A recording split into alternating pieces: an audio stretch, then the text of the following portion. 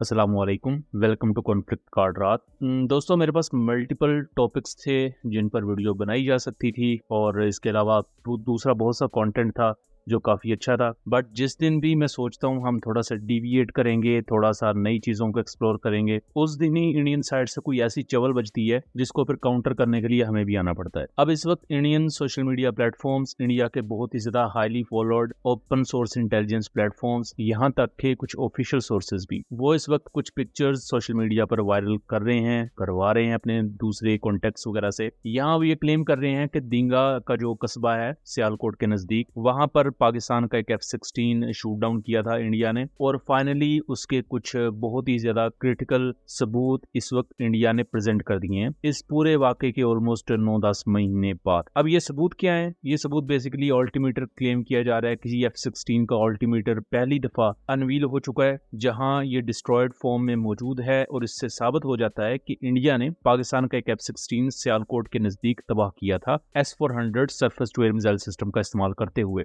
देखने में ये ऑल्टीमीटर ही लग रहा है और इसे एक प्रॉपर लेबल किया जा रहा है F-16 का कॉकपिट दिखाते हुए, लेकिन जो दिखता है वो होता नहीं। और जिन लोगों को बेसिक ऑल्टीमीटर की साइंस का नहीं पता या बेसिक ऑल्टीमीटर किस तरह का होता है, वो भी यहाँ कूद पड़े हैं डिफेंस एंथुसियस्ट बनते हुए, और अपनी तरफ से उन्होंने प्रॉपर किल इंडियन एयरफोर्स के नाम भी लगा दिए। खैर, F-16 के बारे में मैं थोड़ा सा बता दूं कि पाकिस्तान एयरफोर्स का इस वक्त 3rd टियर का एयरक्राफ्ट है F-16। पहली टियर में J-10C, देन GF-17 ब्लॉक 3 और फिर F-16 आते हैं। और ऑपरेशन सिंदूर / ऑपरेशन बुनियान और मरसूस के दौरान F-16 ने जो भुज एयरफोर्स स्टेशन पर GF-17 थंडर्स ने स्ट्राइक की थी, वहां air to air swap role में या air to air weapons carry करते हुए F-16 उन GF-17 थंडर्स को गार्ड कर रहे थे। इंडिया क्लेम करता है कि उन्होंने ऑन ग्राउंड पाकिस्तान के कुछ F-16 डिस्ट्रॉय किए अपनी मिसाइल स्ट्राइक्स में, जिसका वो आज तक कोई सबूत पेश नहीं कर सके। दूसरी तरफ India air to air kills को भी क्लेम करता है कि उन्होंने पाकिस्तान के पर्टिकुलर एयरक्राफ्ट शूट डाउन किए, लेकिन कौन से एयरक्राफ्ट थे, उनकी तादाद क्या थी और उनके इलेक्ट्रॉनिक सिग्नेचर्स या उनके मलबे की पिक्चर्स इंडिया अभी तक वो कभी भी दिखा नहीं सका, जो ऑलमोस्ट इस चीज को कंफर्म करते हैं कि इंडिया झूठ बोल रहा है। प्लस आपने इंटरनेशनल मीडिया में भी किसी थर्ड पर्सन या किसी थर्ड पार्टी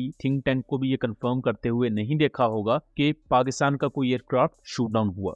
अब दोस्तों, 7 से 11 मई के दौरान सियालकोट के नजदीक ड्रोन्स पाकिस्तान ने कुछ शूट डाउन किए थे और कुछ इंडियन ड्रोन्स क्रैश हुए थे। यहाँ ये भी मैटर ऑफ फैक्ट है कि कुछ पाकिस्तान के EHA-3 ड्रोन्स भी मेल फंक्शन करके 1 से 2 ड्रोन पाकिस्तान के इसी एरिया में क्रैश हो गए थे। तो ये वो तमाम चीजें थी जो उस वक्त चल रही थी। और बैटलफील्ड में होता है ऐसा कि सिर्फ ऐसा नहीं है कि आप 100% सक्सेस अचीव करते हैं, कुछ प्राइस आपको भी पे करनी पड़ती है। तो सियालकोट के इस पर्टिकुलर एरिया में 3 से 4 ऐसे इंसिडेंट हुए थे, जिनमें से 3 ड्रोन तो कंफर्म है कि इंडिया के पाकिस्तान ने सॉफ्ट किल किए, जिसकी वजह से वो ओपन एरियाज में और सिविलियन आबादियों के नजदीक गिरकर तबाह हुए थे। और 1 से 2 पाकिस्तान के EHA-3 ड्रोन भी मेल फंक्शन करके इस एरिया में गिरे थे। अब इंडियन साइड उन्हीं पुरानी पिक्चर्स और तस्वीर को दिखाती है, जिसमें जब ऑब्वियसली ड्रोन गिरता है तो उसमें फ्यूल है, उसमें वॉरहेड है, तो धमाका होता है और इस तरह लग रहा होता है जैसे कोई चीज क्रैश हो गई है। तो दूर से देखने पर वो ऐसा ही प्रॉपर एक नजारा आपको लगेगा। इंडियन साइड कहती है कि जी वहां पाकिस्तान का कोई F-16 या कोई फाइटर जेट क्रैश हुआ है जिसे इंडिया ने शूट डाउन किया। इसी एरिया में एक S-400 के surface to air missile system के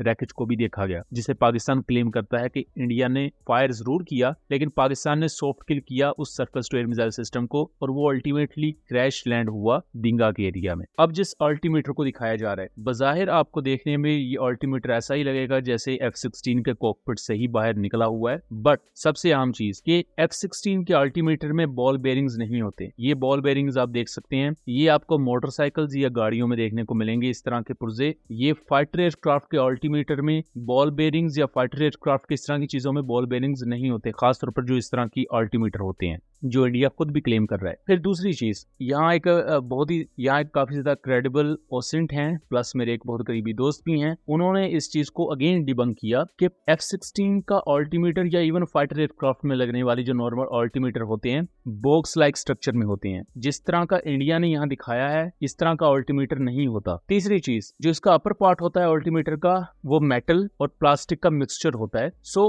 अगर एयरक्राफ्ट क्रैश हुआ है तो इतने बड़े मलबे में से ये ऊपर वाले जो प्लास्टिक का पार्ट है ये वैसे इवेपोरेट हो जाता है, जल जाता है, लेकिन यहाँ आप उसे एक प्रॉपर हालत में देख सकते हैं, जो अगेन कंफर्म करता है कि ये F-16 का अल्टीमीटर नहीं है, ये बल्कि ये किसी एयरक्राफ्ट से बिलोंग ही नहीं करता।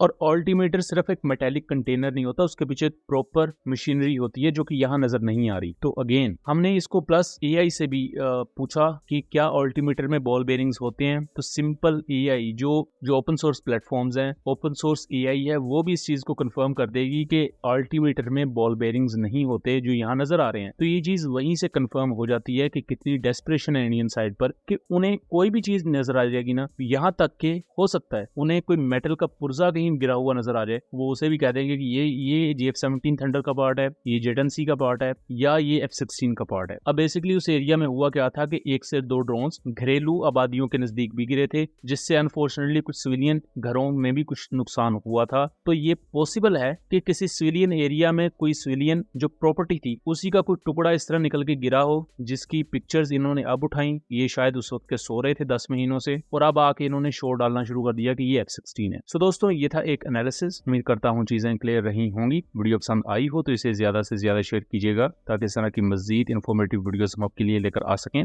मिलेंगे अगली वीडियो में, तब तक के लिए अल्लाह हाफिज।